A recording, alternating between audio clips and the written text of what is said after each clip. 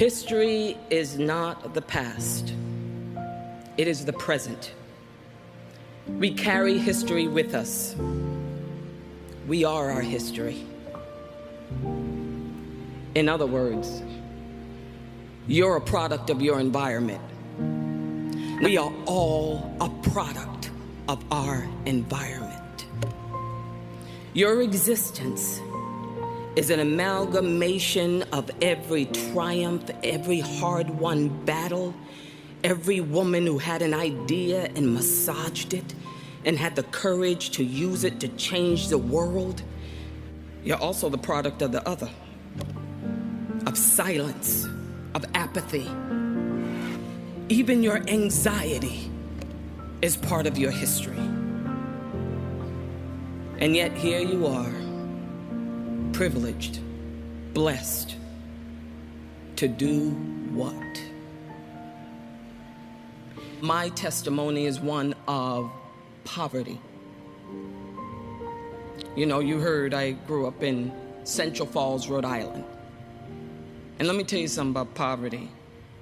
You're invisible. Nobody sees the poor. You have access to nothing. You're no one's demographic. You know what my aha moment was? I had a memory when I was 9 years old. And I remember my parents fighting in the middle of the night. It was so bad that I started screaming at the top of my lungs and I couldn't stop. My older sister, Diane, told me to go in the house or people would hear me. So I ran in the house. I ran to the bathroom screaming still, just couldn't stop, and got down on my knees and closed my eyes. I put my hands together and said, God, if you exist, if you love me, you'll take me away from this life. Now I'm gonna count to 10, and when I open my eyes, I wanna be gone. You hear me? And I put my hands together and I was really believing it. 1. And then I got to 8, 9, 10. And I opened my eyes and I was still there.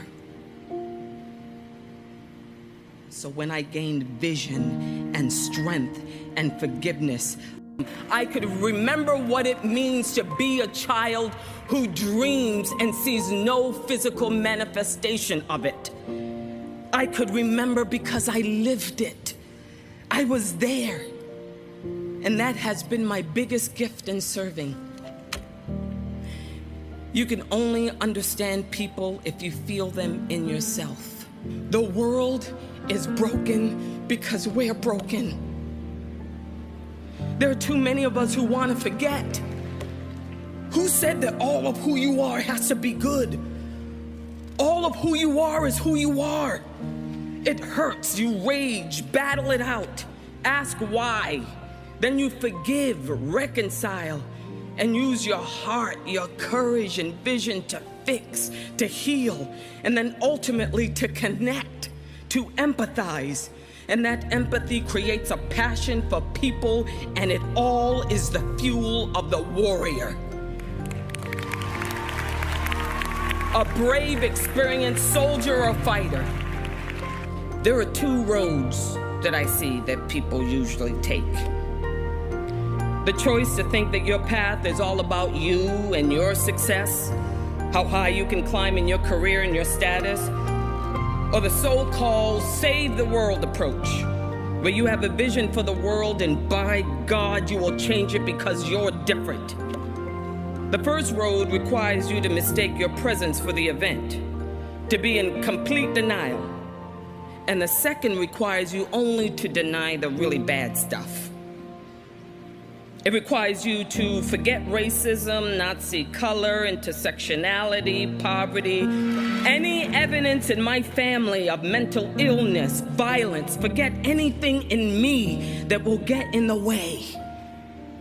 Forget my fear, my pain. Both dead end. Both result in well-intentioned, very bright, enthusiastic people doing nothing. How about this as a novel idea? How about owning it? Owning all of it, the good and the bad. Own every heroic deed, great idea. Own all of your memories and experiences, even if they were traumatic. Own it. Own it. Because there is a cap to success. Now, everybody tells you that's what you got to hit. That's the best of the best that you can have in life. And then you hit it. And then comes disillusionment, exhaustion, isolation, the imposter syndrome, and a loss of passion. Because no one talks about the real final cap, the real ceiling, and that significance. And you know what? The words of Joseph Campbell, you have not even to risk the adventure alone, because the heroes of all time have gone before you.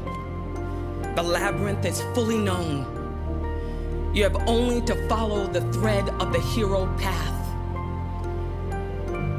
And where you had thought to find an abomination, you shall find a God. And where you had thought to slay another, you shall slay yourself. And where you had thought to journey outward, you shall come to the center of your own existence. And where you had thought to be alone, you shall come to be with all the world.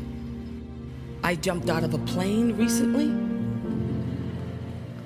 lost my mind for half an hour. But you know, when you're flying up in the plane, you're anticipating the jump, your heart is beating, you're praying, you're doing everything possible. And then your instructor says, "It's time." So this is how I'm going to end it. When you put your legs outside of that plane, he tells you to put your hands up, put your head back, and then you fall. So with my hands up, what I'm saying, your leap, your commencement, your mark in your history, perhaps your elixir is simply this: that you can either leave something for people or you can leave something in people. Thank you.